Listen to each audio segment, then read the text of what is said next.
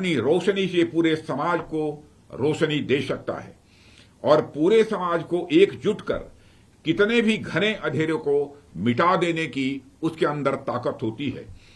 आज हम देश के जिन 2 वीर सपूतों का स्मरण कर रहे हैं, मैं समझता हूं वह हमारे राष्ट्र और समाज के एक ऐसे ही दीपक थे।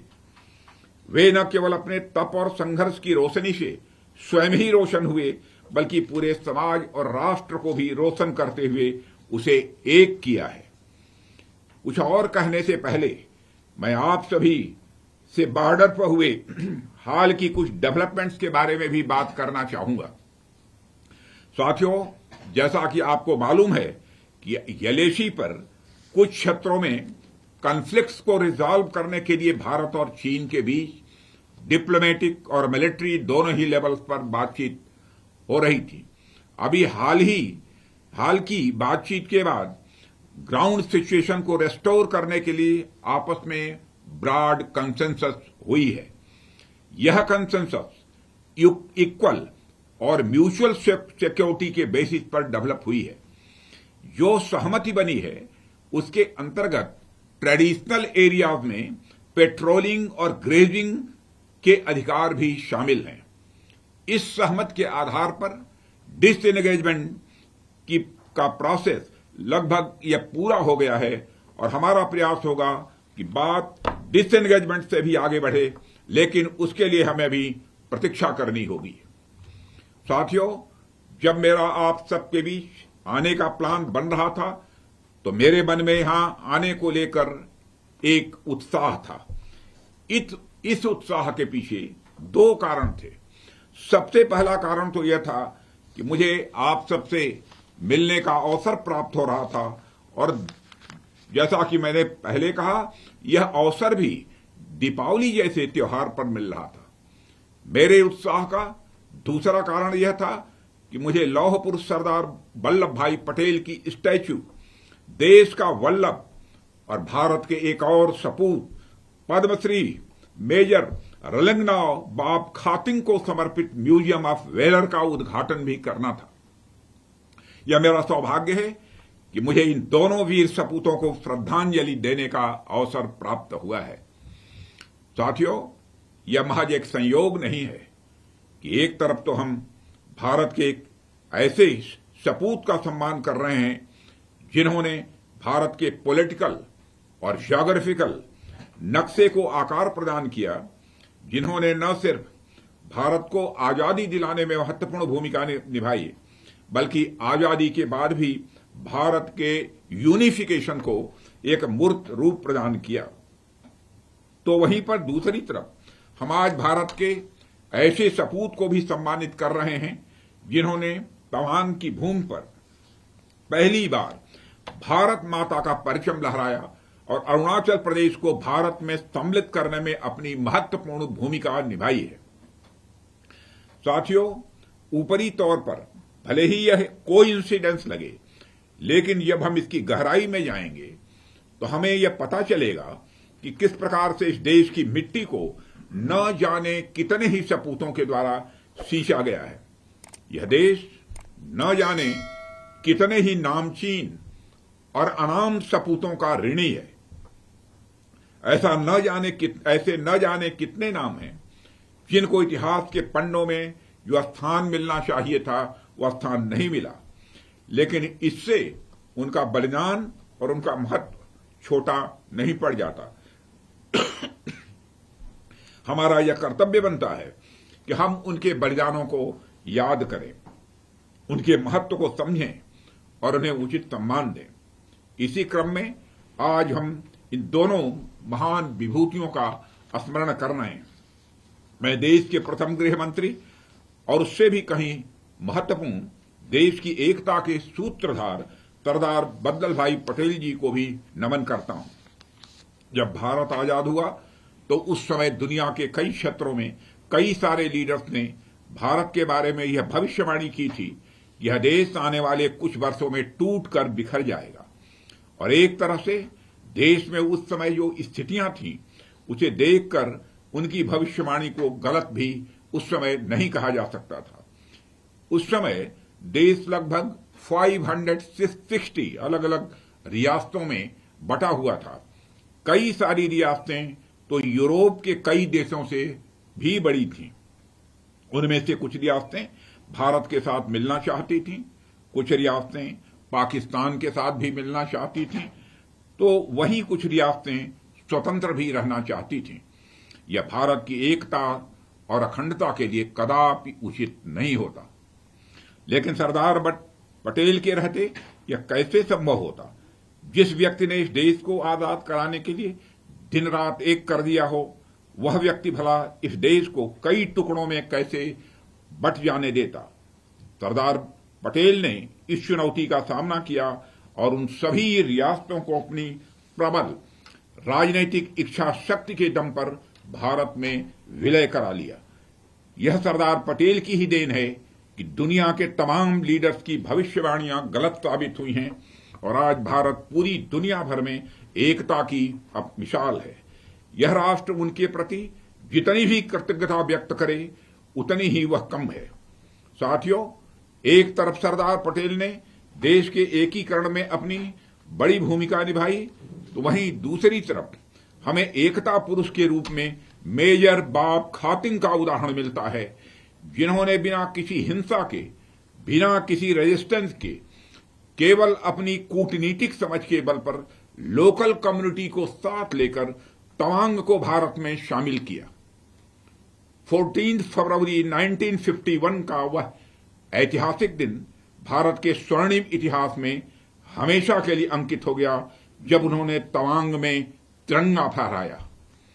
साथियों, मेजर बाब खातिंग का योगदान सिर्फ तवांग को भारत में शामिल कराने तक ही सीमित नहीं रहा। उस दौरान जब नागा हिल्स और नॉर्थ ईस्ट फ्रंटियर एजेंसी के ट्वेनसांग डिवीजन में इंसर्जेंसी का माहौल था, तब भी उन्होंने विद्रोह को खत्म करने में भी बहुत ही महत्वपूर्ण भूमिका निभाई थी। उन्होंने ट्वेनसांग डिवीजन को नागा हिल्स में मिलाया था। बाद में जब नागा हिल्स अंततः भारत का स्टेट बन गया, तो ट्वेनसांग नागालैंड का हिस्सा बना।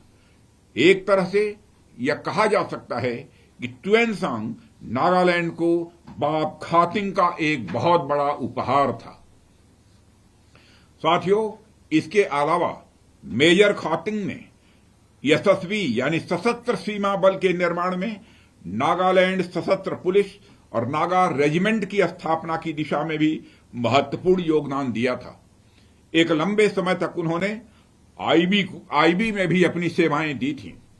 उनके नाम पर एक बड़ा अनोखा रिकॉर्ड एक यह भी है कि वह भारत के पहले ऐसे ट्राइबल हीरो थे जिन्होंने किसी दूसरे देश में भारतीय राजदूत के रूप में भी काम किया था। जब वह बर्मा के राजदूत थे, तो भारत और म्यांमार के बीच 800 किलोमीटर लंबी सीमा से संबंधित मुद्दे को बहुत ही विवेकपूर्ण और सौहार्दपूर्ण तरीके से निपटाने में उन्होंने बहुत महत्वपूर्ण भूमिका निभाई थी। उनके योगदानों की फहरिस्त इतनी लंबी है कि मैं गिनाते रह जाऊंगा तो समय कम पड़ जाएगा। यह देश मेजर खातिंग जैसे महापुरुषों का सदैव ऋणी रहेगा मेरे बहनों भाइयों, और देश की एकता में इनका जो योगदान रहा है उसे हमें कभी नहीं भूलना चाहिए। उनके कार्यों ने एक अमिट छाप छोड़ी है और यह देश हमेशा इस धरती पुत्र का ऋणी रहेगा। और मेजर खातिंग की आज जिस प्रतिमा का अनावरण किया गया है और यह सोच जिस मुख्यमंत्री के अंदर पैदा हुई है, श्री पेमाजी खांडू, मैं आपको फिर से इस उत्कृष्ट कार्य के लिए, इस बड़े कार्य के लिए मैं बधाई देता हूं। मुझे अच्छा लगा कि मणिपुर के मुख्यमंत्री श्री एन बीरेन सिंह जी हमारे साथ जुड़े हुए हैं। मेजर बाब खातिंग का योगदान सिर्फ अरुणाचल और नागालैंड तक ही सीमित नहीं रहा, बल्कि उनका मणिपुर से भी गहरा नाता था। उनका जन्म मणिपुर में हुआ था और मेजर खातिंग मणिपुर के पहले ऐसे ट्राइबल जन थे जो ग्रेजुएट हुए थे। मणिपुर के इस बेटे ने सेकेंड वर्ल्ड वॉर के दौरान जापानी इन्वेजन से मणिपुर को बचाने के लिए गोली भी खाई थी। मणिपुर, अरुणाचल प्रदेश, नागालैंड, सिक्किम, असम, नॉर्थ ईस्ट का ऐसा कोई क्षेत्र नहीं जो मेजर खातिंग से अपना जुड़ाव न महसूस करता हो। मेजर खातिंग जैसे यानी मातृभूमि के प्रति समर्पण, अपनी खातिंग जैसे व्यक्तित्व का संबंध वैसे तो पूरे देश से होता है, लेकिन जो काम उन्होंने नॉर्थ ईस्ट रीजन के लिए किया उसे हमेशा मेरे बहनों भाइयों इतिहास में याद रखा जाएगा। आज जो ताकतें नॉर्थ ईस्ट रीजन में डिवीजन पैदा करने की कोशिश कर रही हैं, उन्हें नहीं भूलना चाहिए कि नॉर्थ ईस्ट रीजन के लोग मेजर खातिंग से प्रेरणा लेते हैं। नॉर्थ ईस्ट का इलाका न तो बटेगा और न ही किसी भी सूरत में किसी को बंटने देगा। साथियों, सरदार वल्लभ भाई पटेल और मेजर बाब खातिंग के बीच हमें एक बड़ी कॉमन चीज देखने को मिलती है। वह है इन दोनों महापुरुषों ने जो भी काम किया वो आउटर फोर्स के दम पर नहीं बल्कि अपनी इनर फोर्स के दम पर उन्होंने काम किया। आज पूरी दुनिया में जहां भी यूनिफिकेशन हुआ है वहां कुछ न कुछ फोर्स का प्रयोग किया गया है। जब भी यूनिफिकेशन हुआ है तो उसमें आउटर फोर्स का इस्तेमाल जरूर किया गया है, लेकिन इन दोनों महापुरुषों ने केवल इनर फोर्स के बल पर अपना कार्य किया और इनर फोर्स यानी मातृभूमि के प्रति समर्पण, अपनी देशभक्ति और कूटनीतिक शक्ति के बल पर इन्होंने देश को एक करने का काम किया। एक दो अपवादों को यदि हम छोड़ दें तो इन्होंने बिना हिंसा का सहारा लिए जो कार्य किया है वह अद्भुत था। यह हमारी सभ्यता की पहचान है, यह हमारा संस्कार है। आज भी पूरी दुनिया में शांति की कामना और भारतीय संस्कृति की पहचान है। इन दोनों सपूतों की नीतियां आज भी हमें मार्गदर्शन प्रदान कर रही हैं। साथियों, यह सुखद संयोग ही है कि आज नेशनल यूनिटी डे भी है और हम सब जानते हैं कि यह सरदार पटेल का के जन्म दिवस पर मनाया जाता है। साथियों, पूरी दुनिया में जब भी भारत का नाम लिया जाता है तो भारत के नाम के साथ साथ यह भी जोड़ा जाता है कि यह देश विविधता में एकता का उदाहरण है। यूनिटी इन डाइवर्सिटी की यह एक अपने में मिसाल है। न जाने कितनी भाषाएं, न जाने कितनी संस्कृतियां, न जाने कितने धर्म, न जाने कितने पंथ इस देश में मौजूद है, लेकिन इसके बावजूद जो एकता हमारे देश में देखने को मिलती है साथियों, वह अद्भुत है। जब भी भारत की बात आती है, जब भी राष्ट्र की बात आती है, हम सारे धर्म, जाति और पंथ को भूलकर भारत के लिए यूनाइट हो जाते हैं। यह हमारी विशेषता है और हमारा प्रयास रहना चाहिए कि हम अपनी इस विशेषता को हमेशा बनाए रखें। बात जब यूनिटी की आई है तो मैं देश की यूनिटी में नॉर्थ ईस्ट रीजन के महत्व और उस पर हमारे फोकस की मैं बात करना चाहूंगा। साथियों, आप सब जानते हैं कि अपने माननीय प्रधानमंत्री जी के नेतृत्व में हमारी सरकार ने हमेशा से पूरा नॉर्थ ईस्ट रीजन में इकोनॉमिक डेवलपमेंट और खासकर इंफ्रास्ट्रक्चर डेवलपमेंट की ओर ध्यान दिया है।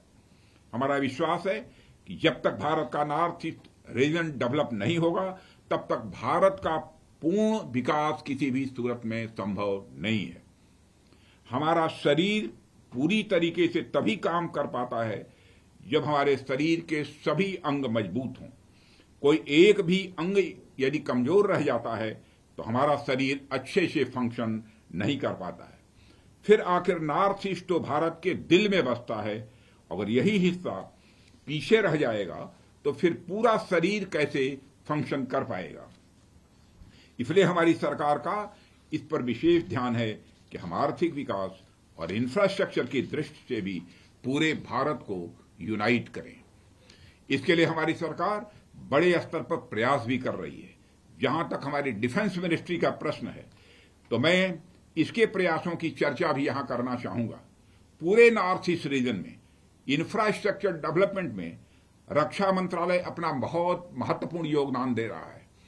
यदि मैं विशेष रूप से अरुणाचल प्रदेश की बात करूं तो यहां बॉर्डर रोड्स ऑर्गेनाइजेशन ने कई सारे इंफ्रास्ट्रक्चर प्रोजेक्ट्स बीते कुछ दिनों में पूरे किए हैं। अभी लगभग 2 हफ्ते पहले ही मैंने अरुणाचल में बीआरओ के 18 प्रोजेक्ट्स का इनागुरेशन किया था। इसके अलावा असम के तेजपुर यानी जहां मैं इस समय उपस्थित हूं, इस इलाके को अरुणाचल के तवांग से जोड़ने वाली 13,000 फीट पर बनी सेला सुरंग भी इस क्षेत्र में बीआरओ के इंपॉर्टेंट प्रोजेक्ट्स में से एक है। साथियों, आने वाले समय में अरुणाचल फ्रंटियर हाईवे प्रोजेक्ट पूरे नॉर्थ ईस्ट रीजन को, स्पेशली बॉर्डर एरियाज को आपस में जोड़ने में बड़ी महत्वपूर्ण भूमिका निभाएगा। लगभग 2000 किलोमीटर लंबा यह हाईवे नॉर्थ ईस्ट रीजन के साथ साथ पूरे भारत के लिए एक इंपॉर्टेंट स्ट्रेटेजिक एसेट साबित होगा, ऐसा मेरा पक्का विश्वास है। इसके अलावा यह पूरे रीजन के लिए इकोनॉमिक एसेट का भी काम करेगा। ये तो सिर्फ एक उदाहरण है। बीआरओ इस पूरे रीजन में जो भी एक्टिविटीज कर रहा है उसे उंगलियों पर नहीं गिनाया जा सकता है। रोड्स और ब्रिजेस के द्वारा बॉर्डर रोड ऑर्गेनाइजेशन ने न सिर्फ प्लेसेस के बीच ही डिस्टेंस को कम किया है, बल्कि दिलों के बीच की दूरियों को भी कम किया है। बीआरओ बॉर्डर एरियाज में इंफ्रास्ट्रक्चर डेवलपमेंट के द्वारा यह मैसेज दे रहा है कि बॉर्डर एरियाज भी सरकार के लिए उतने ही इंपॉर्टेंट हैं जितने देश की बाकी एरियाज हैं। यह एक प्रकार से यूनिटी का संदेश है। साथियों, जिस प्रकार सरदार पटेल और मेजर बाबा खातिंग जैसे महापुरुषों ने अपने कार्यों से भारत को एक किया, उसी प्रकार बॉर्डर रोड ऑर्गेनाइजेशन भी उन्हीं की प्रेरणा से आगे बढ़ते हुए अपने इंफ्रास्ट्रक्चर प्रोजेक्ट्स के माध्यम से समस्त राष्ट्र को एक कर रहा है। इसके अलावा साथियों, हमारी आर्म्ड फोर्सेस पूरे नॉर्थ ईस्ट रीजन में पीस एंड सिक्योरिटी को इंश्योर कर रही हैं। हमारी आर्म्ड फोर्सेज ने खुद को सिर्फ बॉर्डर सिक्योरिटी तक ही सीमित नहीं रखा है, बल्कि इसके अलावा भी एनसीसी के माध्यम से, सैनिक स्कूलों के माध्यम से और जरूरत पड़ने पर एसएडीआर अभियानों के माध्यम से हमारी आर्म्ड फोर्सेज रीजन में लोगों के साथ इंगेज कर रही हैं। हमारी सेना नॉर्थ ईस्ट रीजन में इंटरनल सिक्योरिटी को इंश्योर करने में बहुत ही महत्वपूर्ण भूमिका निभा रही है। साथियों, हमारा प्रयास रहता है कि हम इस रीजन में लोगों के साथ मिलकर काम करें। इसके लिए हम सेना के माध्यम से नॉर्थ ईस्ट की लोकल इकोनॉमी को भी बढ़ावा देने का काम कर रहे हैं। सेना के कैंटीन्स में भी जो सप्लाईज होती हैं, उसको लेकर हमारा यह प्रयास होता है कि हम लोकल सप्लायर्स और प्रोडक्ट्स को ही प्रायोरिटी दें। मेरे कहने का अर्थ है कि हमारी सेनाएं सिर्फ सुरक्षा का काम नहीं करती, बल्कि इसके साथ साथ बॉर्डर एरिया में लोगों के साथ कोऑपरेट करके उस रीजन में डेवलपमेंट का भी एक सशक्त माध्यम बनती है। साथियों, मैं आप सबको आश्वस्त करता हूं, चाहे वह बीआरओ हो, हमारी आर्म्ड फोर्सेज हो, भारत सरकार हो या फिर राज्य सरकार, हम सब नॉर्थ ईस्ट रीजन के डेवलपमेंट के लिए पूरी तरह से कमिटेड है। इस पूरे रीजन के डेवलपमेंट के लिए जो कुछ भी आवश्यक होगा वो हम सब करेंगे।